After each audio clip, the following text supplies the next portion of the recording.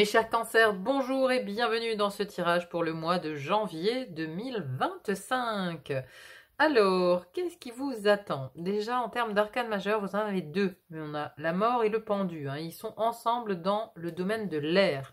Donc, un domaine important pour vous, pour ce mois de janvier. Donc, tout ce qui a trait au mental, à vos pensées, vos apprentissages, mais aussi à vos relations. On a une importance ici sur ce mois de janvier. Chose intéressante également, vous avez 3 cavaliers dans votre tirage. Cavalier d'épée, cavalier de coupe et cavalier de bâton. Donc ça annonce du mouvement quand même, ça bouge. Ou en tout cas, c'est l'envie que vous avez pour ce mois de janvier, c'est que ça bouge, c'est que ça se transforme, c'est qu'on change quelque chose. C'est vraiment voilà l'intention que j'ai, c'est que vous avez une envie de changement. Le Gémeaux, c'était un peu pareil, le signe précédent. On avait vraiment cette idée que on entre dans le mois de janvier, c'est une nouvelle année, on veut de la nouveauté, on veut passer à autre chose, on veut agir pour de nouveaux projets, pour de nouvelles envies, de nouveaux désirs, on veut avancer. Et vous, c'est un petit peu la même énergie, vous voulez avancer. En tout cas, c'est comme ça déjà que vous rentrez dans le mois de janvier, parce que là, c'est la carte d'où vous venez. On a le cavalier d'épée. Et là, donc ce cavalier, il est cabré. Vous voyez, le cheval est cabré comme celui de bâton. Donc c'est un cavalier hyper actif, le cavalier d'épée. Et il est actif dans son expression, dans son mental. Lui, il use son arme, c'est l'épée. L'épée qui nous parle de parole, qui nous parle d'intelligence, d'idées. Donc il y a de nouvelles idées. Il y a de nouvelles idées que vous avez sans doute déjà eues au mois de décembre, mais avec une volonté, je pense, de les appliquer là au mois de janvier. De nouvelles idées, vous voulez aller avec ces nouvelles idées, vous voulez convaincre, peut-être vous convaincre aussi qu'il est temps d'aller vers quelque chose de neuf, d'aller vers une autre étape de votre vie. Il y a vraiment cette énergie-là.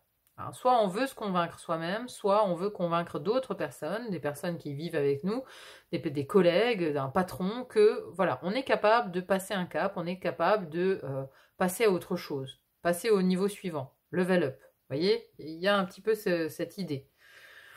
Alors, dans le domaine de l'air ici, 2 arcanes majeures, je vous l'ai dit tout à l'heure.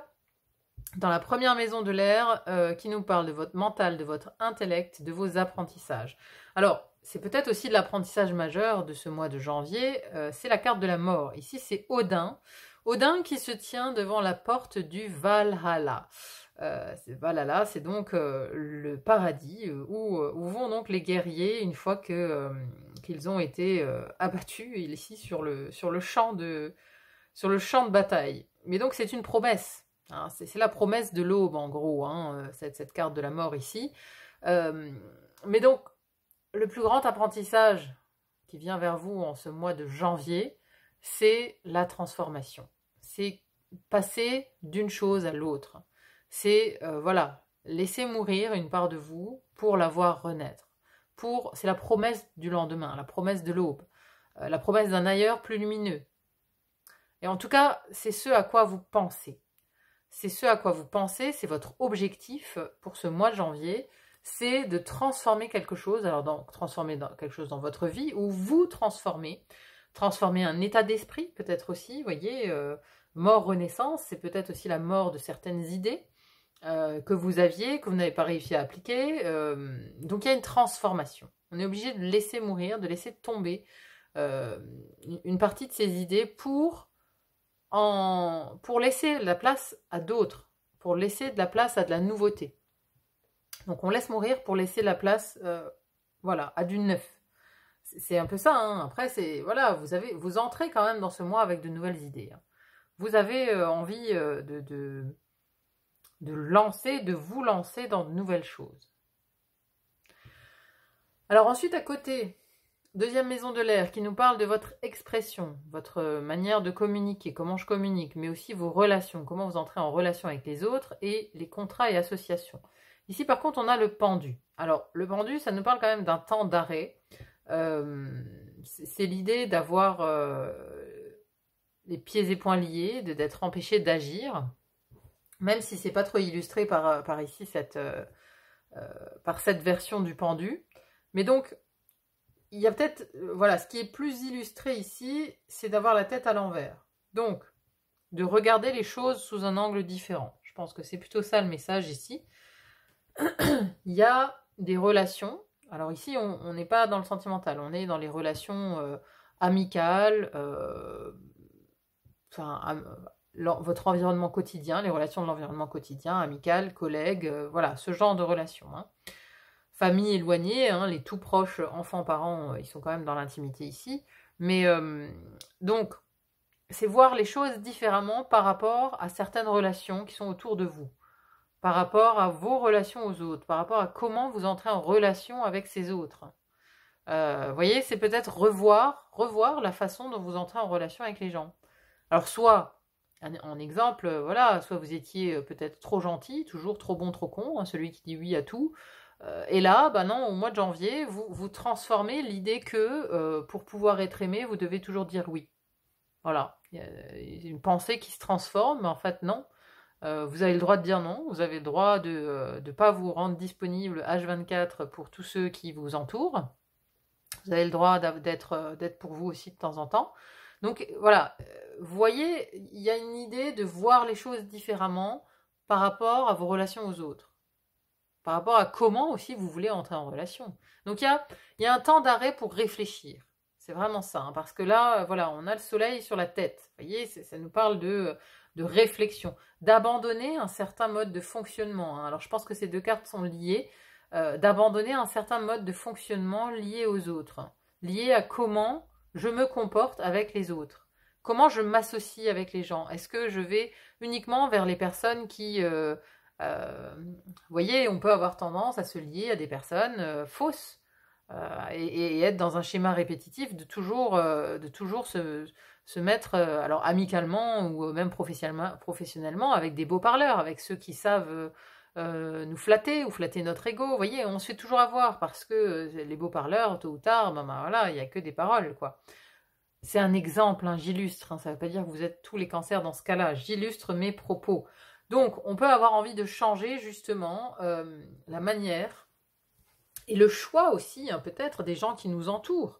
Hein, de pourquoi on s'entoure de ce type de personnes, en fait. Qu'est-ce qu'ils nous apportent? Il y a vraiment une réflexion, une profonde réflexion sur vos relations aux autres.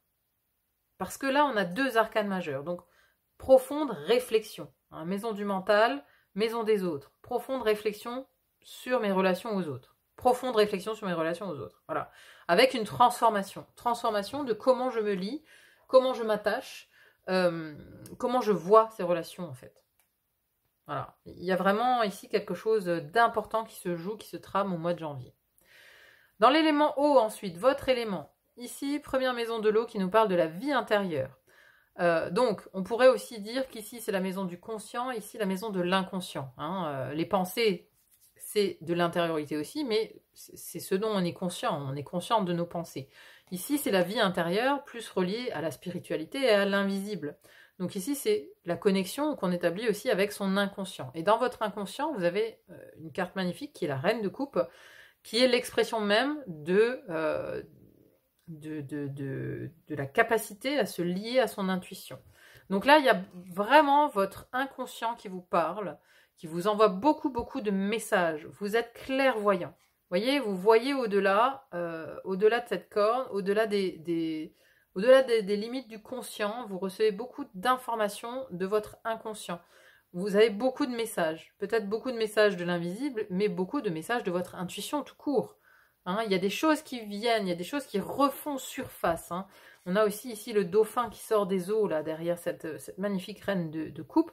Alors, il peut s'agir de quelque chose qui s'est produit dans le passé. Hein. Vous avez vraiment des informations ici très importantes qui viennent vers vous concernant votre passé, mais qui viennent de manière très intuitive. Hein. Ça veut dire que, par exemple, voilà, le matin, vous vous levez, vous avez une intuition, ou alors vous faites des rêves la nuit. Il y a une connexion très importante à votre inconscient pour ce mois de janvier. Très grande connexion avec... De toute façon, voilà, vous avez des capacités. Vous êtes cancer, vous êtes hyper réceptif au monde de l'invisible. Voilà, vous êtes un signe d'eau, hyper réceptif. Et donc là, c'est comme si ces capacités étaient décuplées au mois de janvier avec cette reine de coupe à cet endroit-là. Hein, donc l'intériorité, mais en fait, ces deux cartes, elles sont liées parce que consciemment, vous avez conscience qu'il faut que vous transformiez quelque chose, que il y a un comportement qui peut plus durer. Et en même temps, inconsciemment, voilà, vous avez votre intuition qui vous porte à le faire, qui vous porte à changer quelque chose concernant vos relations aux autres.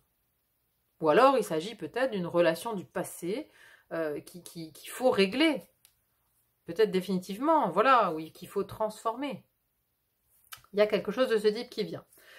Ensuite, deuxième maison de l'eau, qui nous parle de la vie intime, de l'amour, du foyer, des émotions, de la vie sentimentale. Alors ici, donc, c'est le foyer, soit le foyer d'où on vient, donc le lien aux parents, soit le foyer qu'on a construit avec son partenaire, ses enfants, ou alors la vie sentimentale également. Ça peut aussi nous parler de ça. Hein.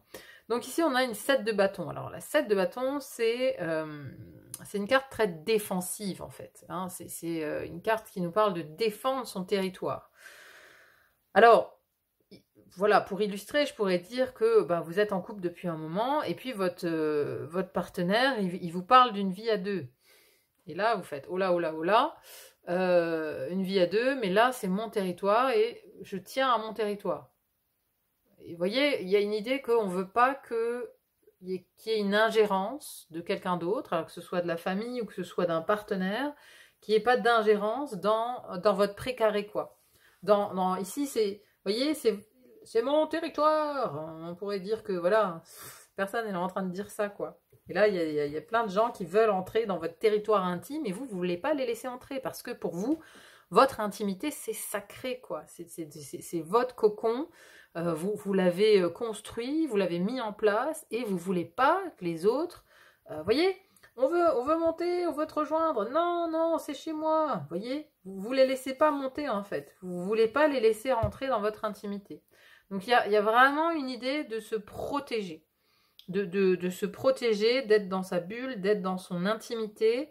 Et alors, ça a peut-être un lien avec justement, hein, peut-être qu'avant, vous avez laissé trop de monde s'occuper de votre intimité. Vous voyez, voilà, votre mère, par exemple, qui vous a toujours dit quoi faire, qui choisir comme partenaire, où vous installer, etc., comment vous habiller, votre intimité. Vous voyez, vous avez toujours laissé, ou le mari, hein, ou un conjoint qui vous a toujours dit ce qu'il fallait faire, comment il fallait le faire, etc. Non, là, stop, terminé. Vous en avez marre, en fait. Vous en avez marre, vous voulez conserver votre intimité, votre choix, vos choix pour votre vie. J'ai vraiment quelque chose de ce type-là. Ensuite, nous avons l'élément feu avec nos deux beaux cavaliers ici, dans cet élément. Donc là, ça bouge aussi, hein, il y a beaucoup d'action quand même. Alors, la première maison du feu nous parle de votre énergie, votre vitalité, vos actions, comment vous agissez, mais aussi comment on vous voit de l'extérieur. Quel est votre rayonnement? Et ici, on a un magnifique cavalier de coupe. Là, on n'a plus des dauphins, mais on a des baleines derrière. Hein. Et donc, ce cavalier de coupe, c'est l'idéaliste, c'est le romantique. C'est celui qui a un idéal, qui a des valeurs, qui veut aller en fait partager ses valeurs avec d'autres personnes peut-être, mais surtout qui a un idéal et qui s'y tient. Vous voyez, si vous, votre idéal, c'est d'être tranquille chez vous, c'est ce que vous allez mettre en avant. C'est-à-dire que vous allez mettre en avant vos valeurs, vos envies, vos désirs. Mais tranquillement, encore une fois, hein, le cavalier de coupe, il n'est pas justement aussi vindicatif que le cavalier d'épée ou que le cavalier de bâton. Hein. Ici, vous êtes en mode cool, mais quand même avec un message à faire passer. Parce que le cavalier, il bouge quand même. Il bouge, donc il a des choses à dire, il y a des choses à faire. Hein. Il va quand même vers quelqu'un, vers quelque chose. Il bouge, il y a une action dans un cavalier. Donc, on vous voit quand même agir, mais peut-être agir pour vos valeurs, pour vos objectifs personnels, pour vos idéaux, pour votre monde idéal. On vous voit agir pour votre monde idéal. C'est comme ça qu'on vous voit, en tout cas, pour les choses qui vous tiennent à cœur. On vous voit agir pour ce qui vous tient à cœur. Ce qui vous tient à cœur, voilà, ça peut très bien être votre territoire ou votre intériorité ou le fait de vous transformer ou de transformer vos liens aux autres.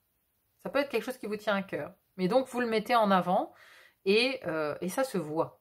Ça se voit que vous agissez pour les choses qui vous tiennent à cœur.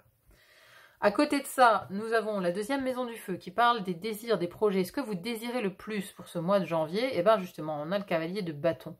Le cavalier de bâton, c'est la fougue. Excusez-moi. C'est la fougue, le dynamisme, l'entrain. l'entrain pour de nouveaux projets, pour des créations. En tout cas, voilà, vous avez un désir ardent de bouger. Vous voyez, parce que voilà, là, le sol est en feu, quoi. Le sol est en feu et de toute façon, il faut bouger de là où vous êtes. Donc, il y a peut-être des projets, aussi des déplacements, c'est possible avec un cavalier de bâton, hein, parce que le cavalier de bâton, il est fougueux, hein, il va dans tous les sens, hein, il est vraiment happé par son désir d'action. Et donc là, il pourrait y avoir aussi un déplacement qui vous enthousiasme, quoi. Vous voyez, où on a beaucoup de... comment dire, on a beaucoup d'allant, on a beaucoup de désir pour ce voyage, à moins que ce soit un projet. Mais en tout cas, voilà, ce que vous désirez aussi le plus, si on le voit comme ça, ce qu'on désire le plus, c'est que ça bouge. Vous voulez bouger, vous voulez que les choses, elles changent. Vraiment, vous voulez bouger, vous avez des nouveaux désirs en vous, de nouvelles idées, vous voulez les appliquer, vous voulez vraiment que ça bouge. Hein, en plus de ça, là, dans le feu, dans votre énergie qui vous porte, vous avez 2 cavaliers, vous voulez que ça bouge. Il y a une situation qui était peut-être sclérosée, en lien avec des personnes, qui étaient fermées complètement avec le pendu, c'est sclérosé, c'est fermé, ça ne bouge pas. Et donc là, vous, cette situation, vous voulez qu'elle bouge. Et pour qu'elle bouge, vous mettez fin à un comportement, vous mettez fin à quelque chose. Il faut que ça bouge, il faut que ça se transforme. C'est très très important pour vous ce mois-ci. C'est vraiment l'énergie qu'on sent, c'est qu'il y a une volonté comme ça mais une volonté du cœur qui dit, bon maintenant stop, ça suffit, ce comportement, ça suffit, ces liens, ça suffit. Il faut que ça bouge, il faut que ça change. Maman, arrête de me dire ce que je dois faire de ma vie. Voilà, un exemple, hein, un exemple. Mais voyez un peu l'idée, quoi. Vous dites un grand stop, il faut que ça bouge, il faut que ça s'arrête. Ensuite, vous avez ici la maison de la terre. Maison de la terre. Première maison de la terre qui nous parle des finances, des possessions, mais aussi du corps et de la santé. Donc, finance-possession, nous avons ici un œuf de coupe. Hein. Donc, un œuf de coupe, c'est le moment de la célébration, de la satisfaction personnelle. La satisfaction personnelle. Hein. Vous voyez, hein, ici, ils sont en train de festoyer. Voilà, ils ont bien guerroyé. Maintenant, ils se reposent, ils festoient, ils sont contents.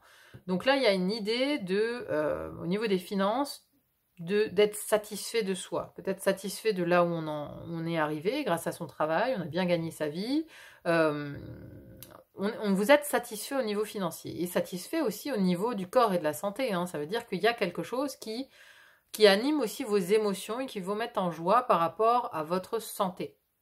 Ou comment vous vous sentez, hein, par rapport à votre corps, vous êtes satisfait. Vous êtes satisfait de votre énergie du mois de janvier, de comment vous êtes, il n'y a pas de pépin, j'ai envie de dire, dans cette maison-là. Hein, il y a de la satisfaction, de la célébration, ça se passe bien. Ça se passe bien dans la maison des finances et dans la maison de la santé. À côté de ça, deuxième maison de la terre qui nous parle du travail, de la vie quotidienne, vie professionnelle. Bon, là, c'est une carte un peu plus compliquée, c'est la 8 d'épée.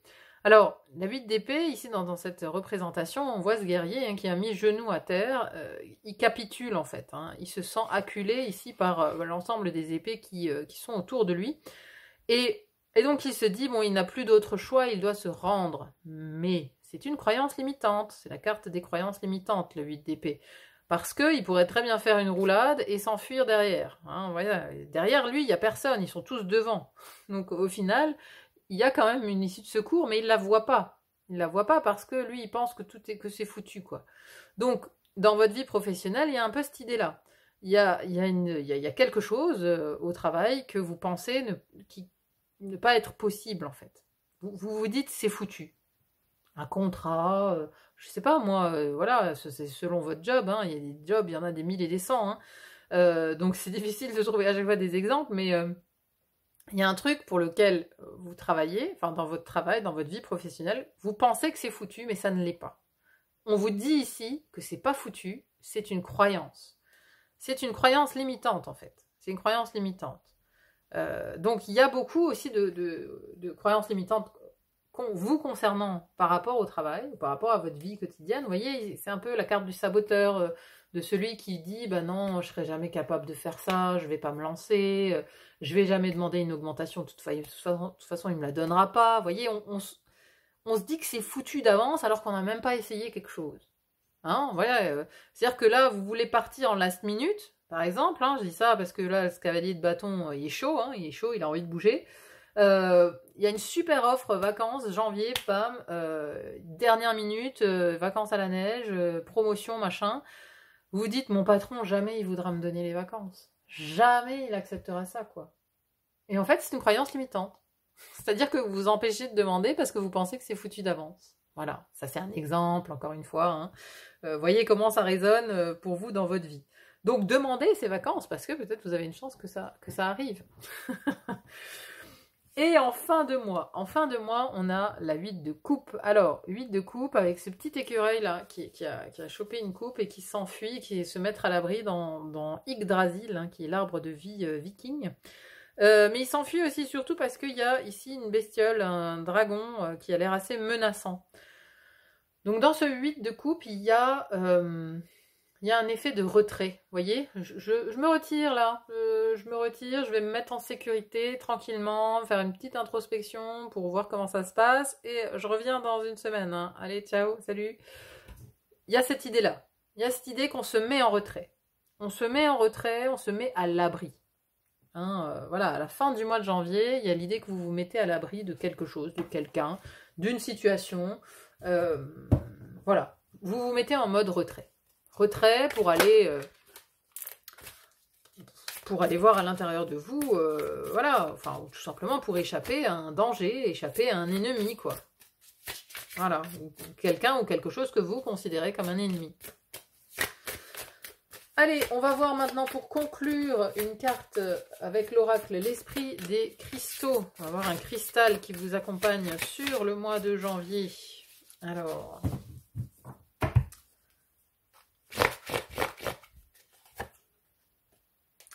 le quartz lémurien.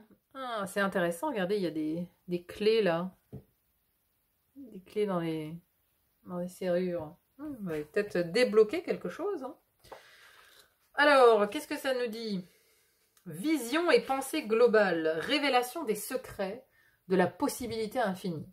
Votre capacité à imaginer un monde plus vaste et meilleur, et attirer ce dont vous avez besoin pour guérir, éprouver une sensation de bien-être et créer votre pouvoir, est plus puissante que vous ne l'imaginez. Alors ça, c'est directement en raccord avec cette reine de coupe. Hein. Le quartz lémurien vous indique que le moment est venu de vous affranchir et de rêver en grand. Que discernez-vous pour vous-même? Comment vous imaginez-vous dans cet avenir? Comment avez-vous évolué? Attendez, je ne sais pas si je ne me suis pas trompée de page. Non. Comment avez-vous évolué en saisissant votre vie à bras-le-corps et en profitant?